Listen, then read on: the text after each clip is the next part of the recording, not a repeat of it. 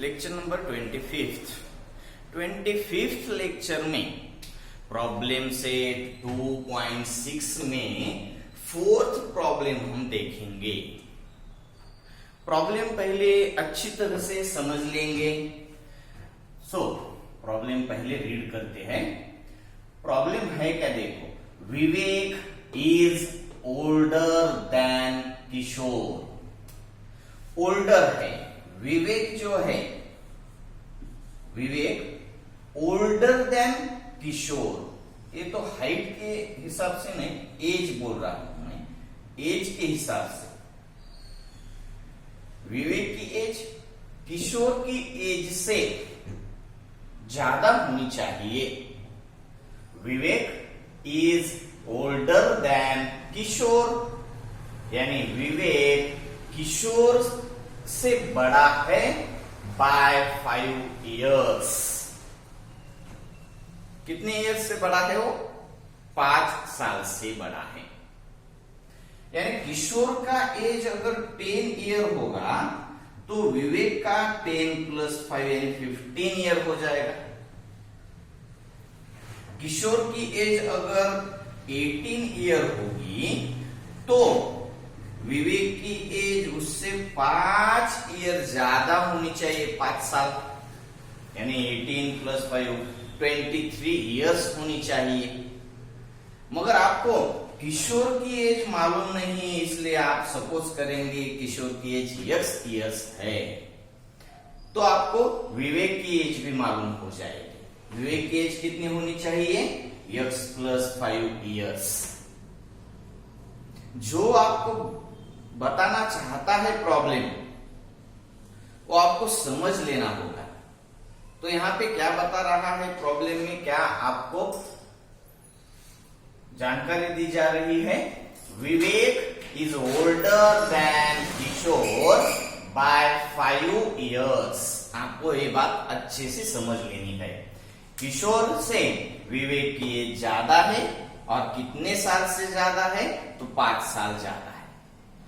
इसलिए हम किशोर की एज सपोज करेंगे x इयर्स, तो विवेक की एज हो जाएंगी x + 5 इयर्स। ठीक है, आगे क्या बताया गया है वो भी देख लेंगे।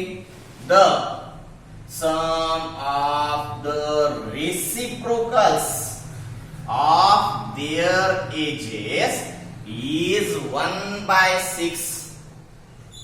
समझ में आता है? कंडीशन यही है कि sum of the reciprocals of their ages, यानी किशोर की जो एज है उसका रेसिप्रोकल, विवेक की जो एज है उसका रेसिप्रोकल।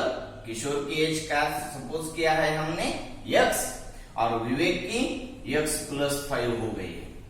तो इन दोनों की एज के रेसिप्रोकल की सम, द सम यानी addition, the sum of the reciprocals of their ages is 1/6। तो आपको क्या समझ में आना चाहिए? किशोर की एज का रेसिप्रोकल मालूम होगा ना आपको। 2/3 का रेसिप्रोकल 3/2 होता है, 5/7 का रेसिप्रोकल 7/5 होता है, 5 का रेसिप्रोकल 5 यानी 5/1 है, तो 5 का रेसिप्रोकल क्या होगा? 1/5। x का रेसिप्रोकल क्या होगा? फिर x/1 है ये, तो इसका रेसिप्रोकल 1/x हो जाएगा।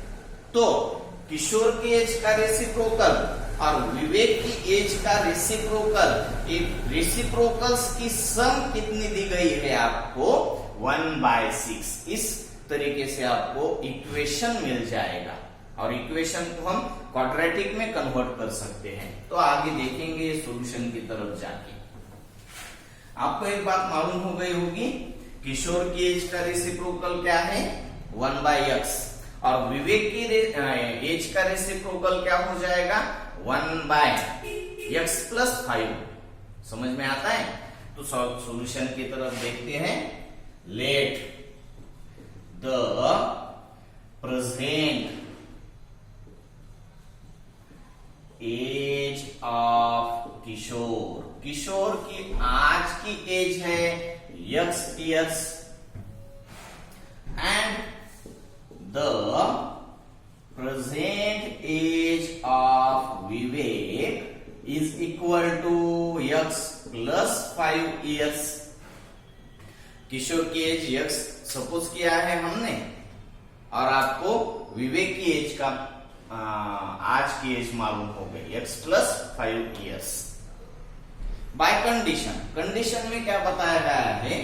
बाय कंडीशन ये है the sum of the reciprocals of their ages is 1/6.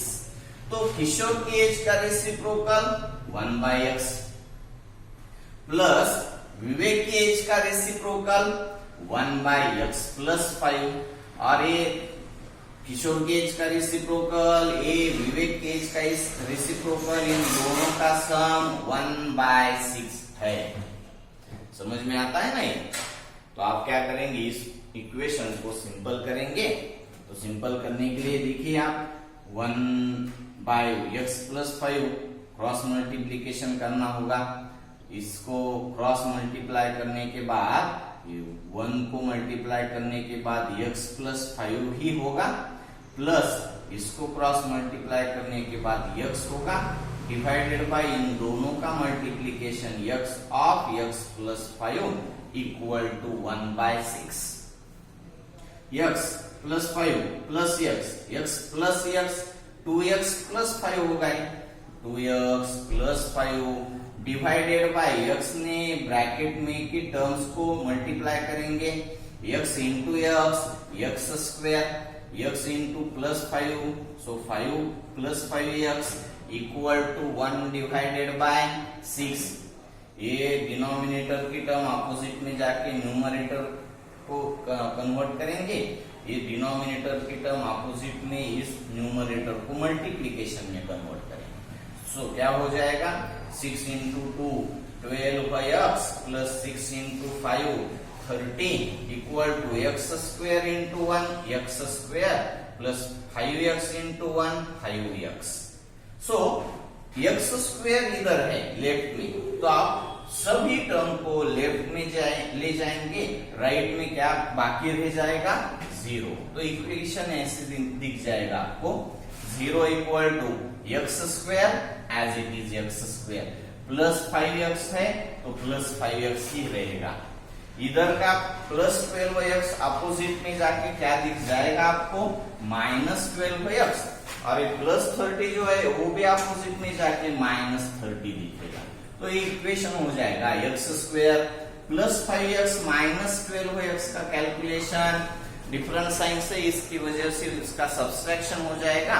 12x minus 5x हो जाएगा वो 7x, बिगर का साइन होगा यहाँ पे, यानी इक्वेशन हो जाएगा x square minus 7x minus 30 equal to 0. That is x square minus 7x minus 30 equal to 0. ये क्वाड्रेटिक इक्वेशन बन गया आपका. अब क्वाड्रेटिक इक्वेशन सॉल्व करने के बहुत से तरीके आपको मालूम है. सॉरी, फैक्टराइजेशन मेथड से भी आप सॉल्व कर सकते हैं, कंप्लीटिंग स्क्वायर से भी सॉल्व कर सकते हैं, या फिर फॉर्मूला मेथड से भी सॉल्व कर